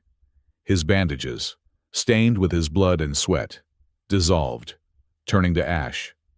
The silver-scarred lines of his old indenture mark, the symbol of his slavery, began to glow. The faint, humiliating lines brightened, the metal itself seeming to liquefy and reform. The silver lines shifted, reconnecting, burning away the old scar tissue, and forming a new, intricate, and impossibly ancient symbol. It was a stylized glyph, a pattern of interlocking lines that Jackson had seen before, in the deepest, oldest code of the Pale Network. Ryland stumbled back, his face white. What? What is that? The Magistrate Corps glided forward, its silver body rigid. A scanner beam, colder than ice, shot from its face and enveloped Jackson's arm. The hall was utterly silent, save for the hum of the scanner. Analysis complete, the Corps said. Its synthesized voice was different. It held a new, terrifying resonance. The artifact is confirmed. The glyph of primacy. The bearer is verified. The central adjudicator leaned forward, his mask rattling. Verified as what? Jackson Reed, the Magistrate Corps declared, turning to face the stunned tribunal. Bearer of the Founder's signet. His genetic legal signature, previously masked by anomalous bioelectric interference, is now confirmed. He is a proxy descendant of the Founders. He carries the legal authority of the original charter. Rylan was shaking his head, his legal case dissolving into ash. No, no, it is impossible. He is human. A human cannot. The Founders' Charter does not speak of blood, Jackson said. The knowledge was flooding his mind, a direct download from the compact. He was not just a mechanic. He was the station's, and now, the Empire's ultimate systems administrator. He raised his glowing, glyph-marked arm. By the authority of the Founder's Signet, he declared, his voice ringing with the quiet power of the network itself. I invoke Article 9, Section 3 of the Founder's Compact, the clause of Regent's failure. Rylan let out a small, choked sound. This clause, Jackson continued, states that any regent, archon, or acting proxy who leverages imperial power for personal gain, and in doing so, willfully endangers the populace of the Empire, shall be effective immediately, stripped of all titles, claims, protections, and authorities. Their personhood under the law is nullified. The Magistrate Corps turned to Rylan. The evidence of Archon Severin Tal's conspiracy with the Aurelian Combine, resulting in the attempted murder of thousands, is absolute. The clause of Regent's failure is invoked. Archon Severin Tal is hereby stripped of all rank. His petition for the throne is void. His person is remanded to this body for judgment. But the succession, Rylan screamed, desperate. The Purity Act. The marriage is still a contaminant. She has no heir. Jackson met Kayla's eyes. She was staring at his glowing arm, her expression one of utter, world-shattering awe. He gave her a small, steady nod. He turned back to the tribunal. The Archon's advocate is mistaken, Jackson said. He has not read the full article. He raised his arm higher. I invoke Article 9, Section 4, the clause of signet union. He recited the words as they appeared in his mind, pulled from the heart of the law. Any marriage, contracted freely by a reigning monarch, to a recognized bearer of the Founder's signet, shall be deemed absolute and sacred. The monarch's autonomy is affirmed, the line of succession is secured, and all previous bloodline statutes are rendered permanently subordinate. The union is the law. A collective gasp echoed from the tribunal. The high adjudicators stood up, all three of them, and bowed, not to Kayla, to Jackson. The law is recognized, the central adjudicator said, his voice trembling.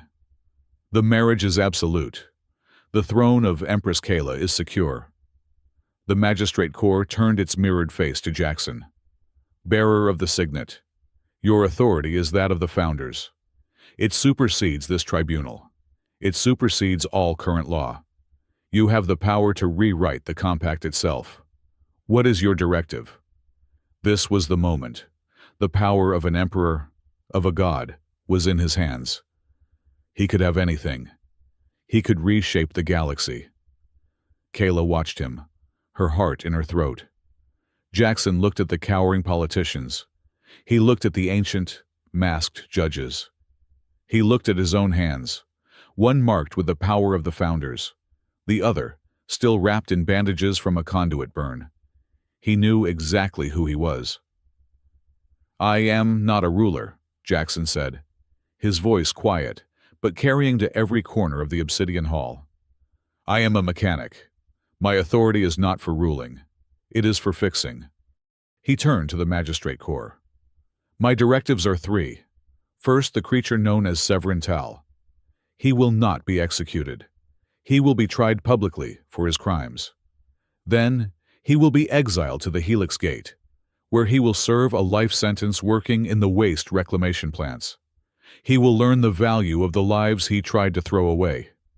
Second, Jackson continued, the Aurelian Combine. Their imperial charter is dissolved. Their assets on the border are seized. They will pay full restitution to every family on Helix Gate, and they will fund the complete infrastructural rebuild of every station they have poisoned. Third, he said, his voice hardening. The Citizens Maintenance Charter, drafted by the workers of Helix Gate, is now imperial law.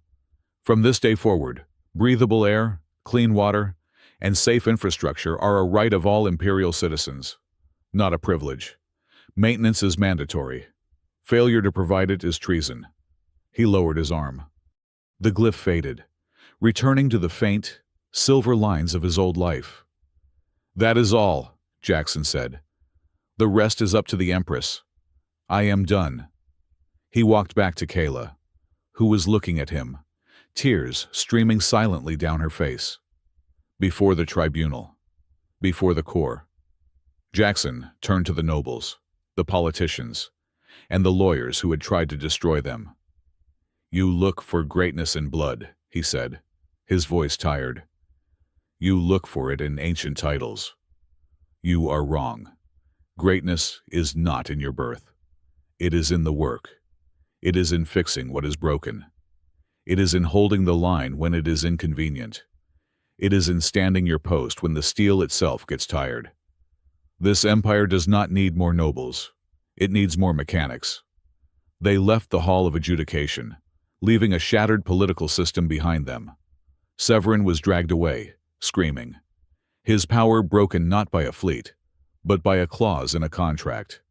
The Combine's representatives were in custody. They were on the shuttle, the light of the capital star feeling warm on their faces.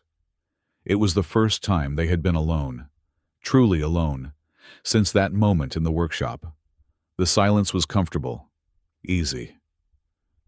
"You never answered my question," Kayla said softly, watching the blue curve of the planet fall away. Jackson looked at her. He was just a man in a borrowed tunic, his hands aching. "What question?" "In the workshop," she said, a small smile playing on her lips. "The first day. Marry me and name your price. You asked for the station's heir. That was for them. You never named your price. For you." Jackson looked at her, at the woman who had fought beside him, who had trusted him with her life and her throne. He thought of all the wealth, the titles, the power he had just been offered and had just given away. He smiled, a dry, tired, mechanic smile. "My price?" he asked. He leaned his head back against the seat. "I want a real cup of coffee, the good stuff. From the merchants in Sector Delta. Not that synthetic sludge you serve in the palace." Kayla laughed. It was a bright, beautiful sound that filled the small cabin. "I think that can be arranged, consort," she said. Jackson's smile softened. He met her gaze, his eyes holding hers.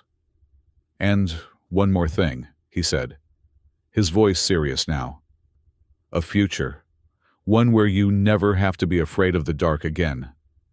Kayla's smile faded, replaced by something deeper, something true. She reached out and took his bandaged hand, lacing her fingers with his. The legal revenge was swift. Severin's trial was short, the evidence absolute. The Aurelian Combine was broken, forced to pour its vast wealth back into the border worlds it had starved. The revolution did not begin with ships, but with blueprints. Kayla and Jackson did not stay at the capital. They returned to Helix Gate, but only for a day. They boarded a new ship, a fast, lean courier vessel named the Charter. Their journey was just beginning the border reformation. They traveled from one rusting station to the next, not as conquerors, but as auditors, as engineers. They brought with them the new law, the Maintenance Charter.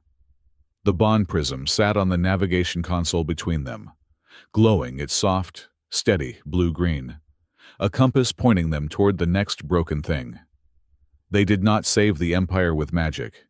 They saved it with greasy hands, clear laws, and two hearts that chose to stand beside each other.